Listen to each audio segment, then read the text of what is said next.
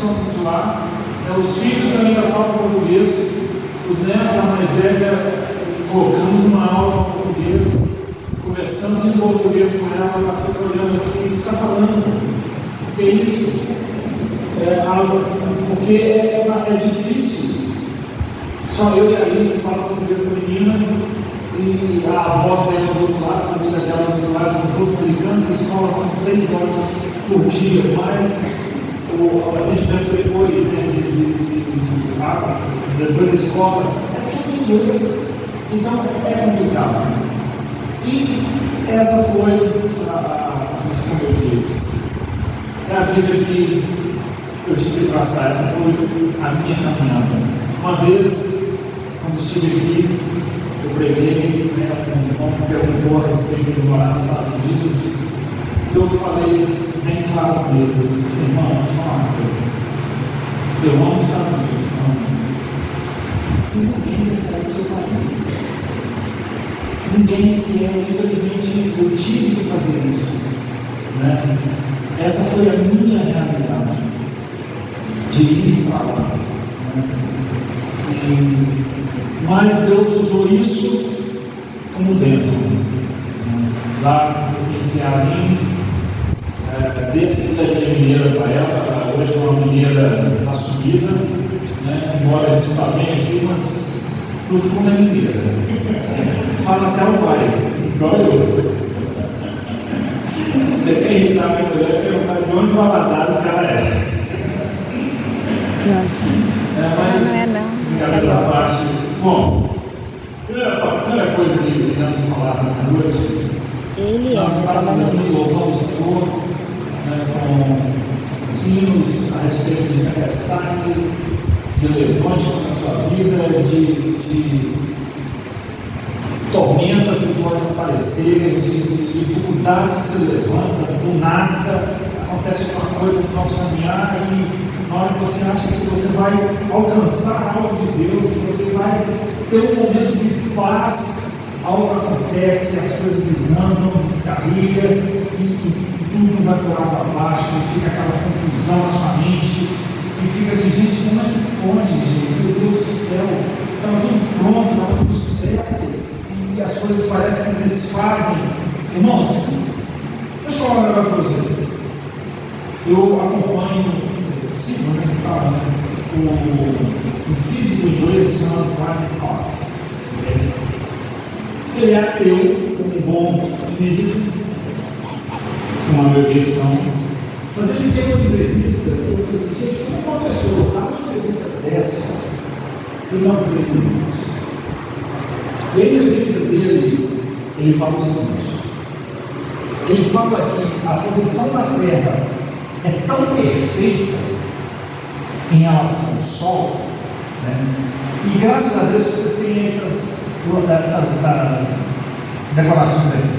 Eu quero que você visualize aquela vermelha ali como se fosse o Sol, e essa aqui como se fosse a Terra.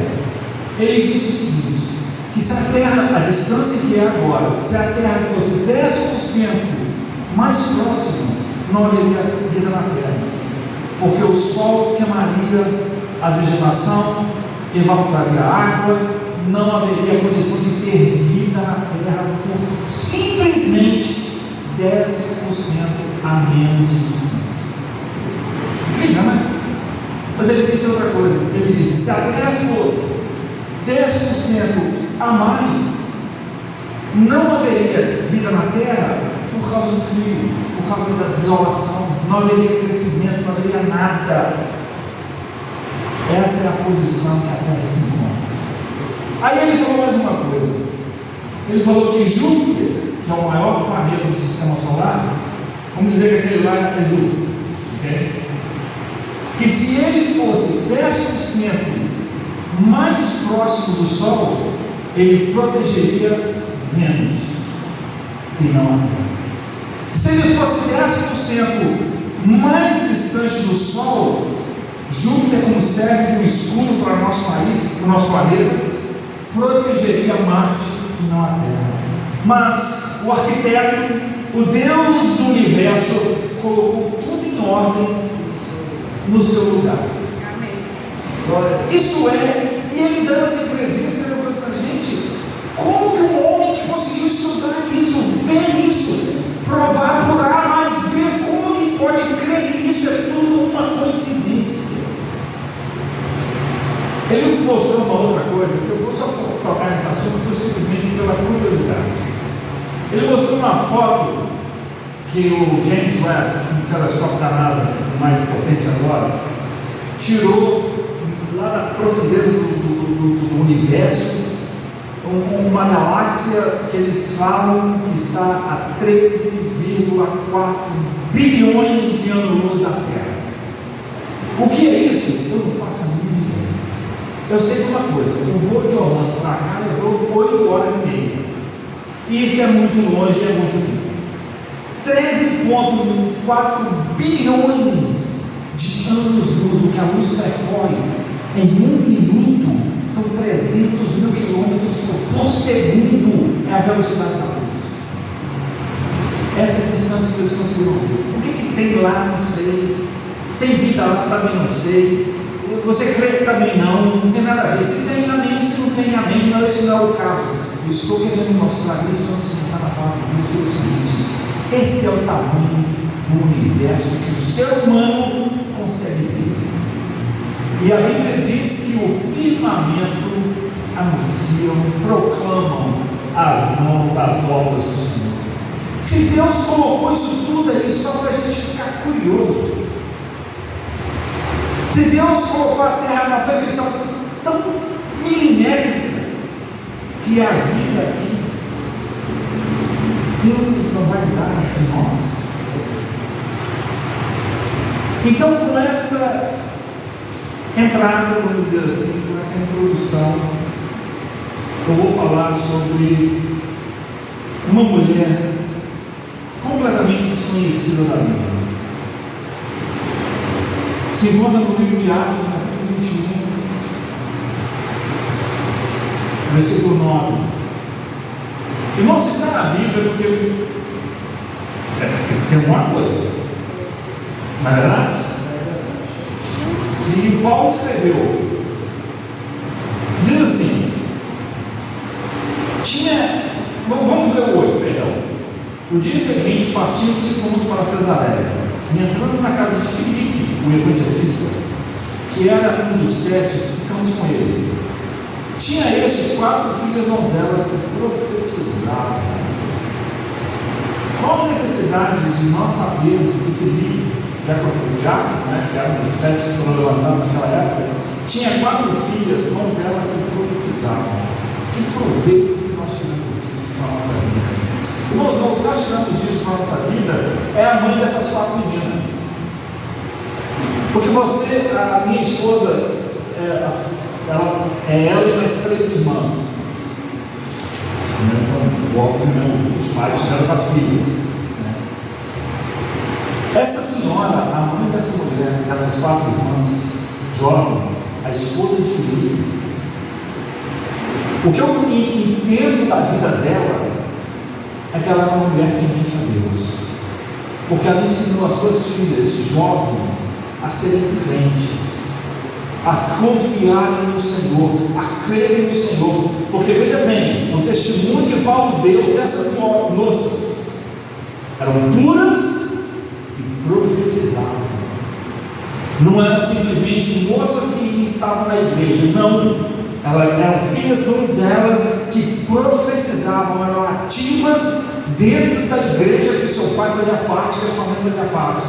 Mas para isso acontecer, irmãos, a mãe delas tinha que ter a casa em ordem, tinha que dar testemunho, tinha que mostrar para elas o lado positivo de servir ao Senhor, tinha que segurar essas 4 jovens, mostrando que, minhas filhas, servir a Deus é um privilégio. Servir a Deus vai nos levar para uma vida eterna, porque a nossa vida aqui na terra, ela é passageira. O que passamos aqui, o que enfrentamos, as tempestades que se levantam, tudo que passa na terra é passageiro. Prova disso, irmãos. Amanhã, dia 1º de dezembro, dia 12 de dezembro eu completo 59 anos de idade. Eu cheguei na época eu tinha 19. Pode falar, irmão, eu estou velho. Menino, mas menino que já está nas costas, na perna. Eu corri pelo aeroporto, dentro do saguão do aeroporto, estou com as pernas doendo até hoje. A idade, o tempo passa, o legado fica. Aqui está o testemunho, irmãos. 4 filhas limpas, puras, que profetizavam na igreja, que eram gente, eram moças que trabalhavam para a casa do Senhor. Para Paulo falar que essas moças profetizavam, elas deviam ser algo especial. Porque, irmãos, veja bem, pensa aqui um minutinho. A igreja cristã ainda é nova. Nós hoje temos 2000 anos de história. Naquela época era relativamente novo a ideia de igreja cristã, de profetizar, de buscar o Senhor, de levantar as mãos limpas diante do Senhor. E essas meninas eram assim, não só pelo testemunho do pai, que foi um grande homem de Deus, mas por causa da sua mãe, que nem na Bíblia mencionada. Ah, pastor, como é que você sabe que ela tem mãe? Tinha 4 filhos, tinha que ter uma mãe. Não é verdade?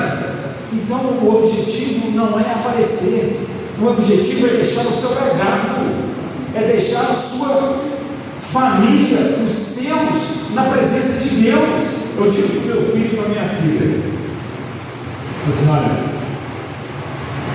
eu luto para que vocês alcancem muito mais do que eu alcancei. Como assim, pai? Que vocês façam, que vocês adquiram, que vocês viajem, que vocês realizem os sonhos de vocês, que vocês alcancem, vão além do que eu consegui fazer, dentro da minha capacidade, dentro da minha limitação, dentro do pouco inglês que eu falo, dentro de tudo dos anos que eu perdi. Que legal vocês nasceram aqui. Eu quero que vocês cresçam financeiramente, que vocês prosperem, que vocês sejam pais e mães maravilhosos, mas acima de tudo, que seja um homem e uma mulher de Deus. Porque o que vai adiantar eu chegar aqui no trono e o Senhor perguntar: cadê o teatro da minha era? Esse é o legado que temos que deixar, que temos que trazer para o nosso Senhor. Irmãos, quando você se dispõe a fazer a vontade do Senhor, fazer a obra do Senhor, a Bíblia fala que se agrada do Senhor e Ele cumprirá os desejos do seu coração. Amém? Amém. Deus fez isso comigo. Todos os desejos que eu já tive, por mais pequeno ou grande que for, Deus me concedeu. Um dos maiores desejos que eu tinha quando jovem, depois que eu casei, era conhecer a terra de Israel. Eu tive essa oportunidade de ir. Irmãos, eu estou falando isso não para que você nossa, enviado, porque Deus me deu a condição de ir. Deus me deu a oportunidade. Então, quando a oportunidade aparece, pegue. Vá atrás, não deixe passar. Vamos para uma outra jovem, uma outra senhora, essa é mais conhecida. Primeira Reis, capítulo 17. Muito famosa essa história, versículo 8. Começa assim: então me veio a palavra do Senhor dizendo: dispõe-te e vai a Sarepta, que pertence a Sidom, e demora-te ali, onde ordenei a uma mulher viúva que te dê comida. Então ele se levantou e foi a Sarepta. Chegando à porta da cidade, estava ali uma mulher viúva apanhando lenha. Ele a chamou e lhe disse: traz-me depressa uma vasilha de água para beber. Indo ela buscá-la, ele a chamou e lhe disse: traz-me também um bocado de pão na tua mão. Porém ela respondeu: tão certo como vive o Senhor, meu Deus, nada tenho cozido, há somente um punhado de farinha numa panela, um pouco de azeite numa botija. E vês aqui, apanhei 2 cavacos e vou preparar esse resto de comida para mim e para meu filho. Comeremos e morreremos. Elias lhe disse: não temas, vai e faz o que disseste, mas primeiro faze dele para mim um bolo pequeno e traz-me-o aqui para fora. Depois fará para ti mesma e para teu filho, porque assim diz o Senhor, Deus de Israel: a farinha da tua panela não se acabará, e o azeite da tua botija não faltará, até o dia que o Senhor fizer chover sobre a terra.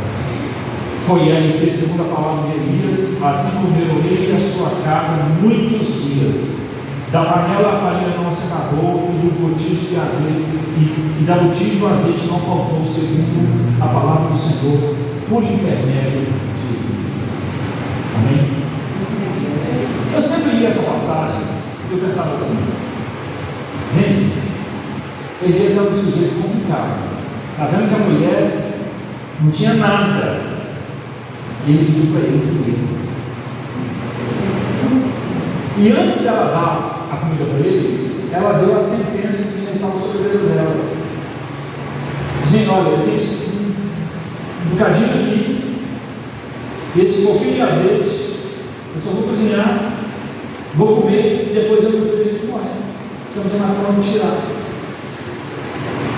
E o que sempre me incomodava nessa passagem é que Elias pedia para ele primeiro.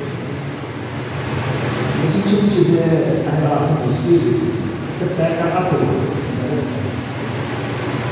Quando ela tomou a posse da palavra do profeta, fez o pouco que ela tinha, ela dividiu e fez e trouxe ao quê? Trouxe na mão do profeta. Irmão, você quer que a sua oferta prospere? Traga na mão do Senhor, traga na casa do Senhor. Tome esse exemplo do estilo de vida, por mais difícil que possa estar. Se você quer ver Deus agir na sua vida, em qualquer área, dê um passo de fé e oferte ao Senhor primeiro. Porque a palavra diz que da panela não ia faltar a farinha e da botija não ia faltar azeite. Mas só aconteceu porque ela creu na palavra do profeta e ela agiu debaixo daquela palavra. Porque se ela não tivesse crido, irmãos, ela tinha morrido, ela e o filho. E a Bíblia fala aqui, como eu acabei de ler, que todos da sua casa comeram da bênção dela, comeram da fidelidade dela, comeram porque ela creu na palavra do profeta. Irmãos e minhas irmãs, vou deixar isso aqui com vocês. Dízimos e ofertas é estilo de vida. O pastor nunca pediu para empregar nada. Isso eu falo com a minha consciência mais tranquila possível. Mas eu quero deixar para vocês isso. Como fé, estilo de vida, se você tem fé que Deus, que um pastor, que um pregador impõe a mão sobre você, ora e você é curado, se você crê que Deus ainda cura, quantos creem aqui que Deus cura? Que Deus ainda faz milagre? Amém? Essa mesma fé, essa mesma determinação Eu quero que você passe aqui, quando você fosse dizimar e ofertar na casa do Senhor. Irmãos, a semente, ela vai germinar. A prosperidade vai chegar. E o desejo do seu coração, Deus irá cumprir. Amém? Por que eu falo isso? Porque cumpriu na vida de um jovem de 19 anos de governador Malavasca, de maioria que nunca ouviu falar dessa cidade, levou lá para New Jersey, e 40 anos depois eu estou aqui para te dizer que Deus ainda cumpre promessas. Aleluia! Que Deus ainda está sentado no seu trono. Aleluia. E por Ele estar lá, e por Ele conduzir todas as leis de gravidade, de tudo que for no universo, Ele ainda está no seu trono e olha para nós e diz: o que o meu servo e a minha serva estão precisando? Eu vou conseguir. Mas para receber, você tem que levar a mão. A farinha só não se esgotou e o azeite não se acabou ali, porque a pergunta está assim: eu vou para o próximo. Quando eu entendi isso, eu e minha esposa fizemos um prato. Nós vamos fazer 33 anos de casado em março, e nesses 33 anos de casado, 32 e meia hora, nós nunca deixamos de ser dizimistas. Nós já levamos nosso filho de Deus para o aluguel, concluídos com nossos aluguéis. Não, português. Então, e Deus nunca deixou de focar nunca. Eu tenho mania lá na Flórida de plantar. Eu tenho 3 pés de manga, tenho 4 pés de goiaba. Para vocês aqui, isso é normal. A terra do Brasil é maravilhosa. Eu planto isso, gente, em cima de areia. A terra da Flórida é só areia. Quem conhece sabe. Eu tenho que tirar, tapar um buraco e jogar terra adubada para tentar fazer aquele troço crescer. Mas sabe o que aconteceu 2 semanas atrás? No pé de goiaba que eu plantei? Sabe o que o pé me deu? Uma goiaba!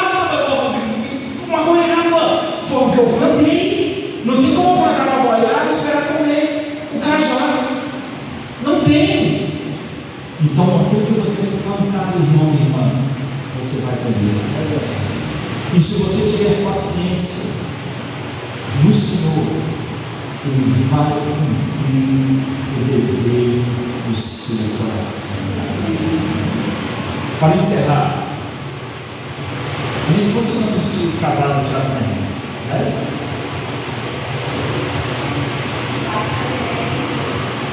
Nosso filho vai fazer 10 anos de casado em fevereiro. E ele tem 2 meninos, o Benjamin e o Will. Antes da minha nora aceitar falar em ter filhos, eu cheguei para o meu filho e falei assim, com ele não é. Escuta, você sabe que o tempo está passando, estou ficando velho, e eu quero ter neto